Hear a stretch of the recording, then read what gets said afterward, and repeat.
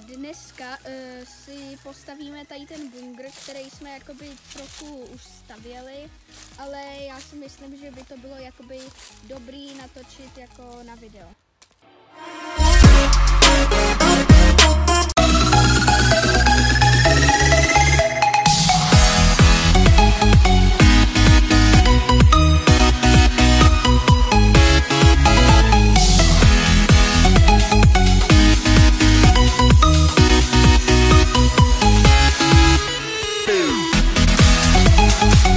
Zatím po timelapsu furt tady makáme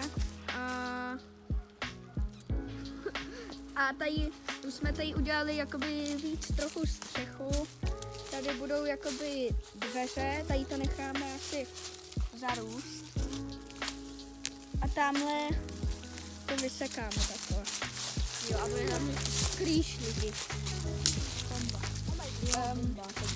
Takže čau a bude Takže čau a teďka máme další timelapse.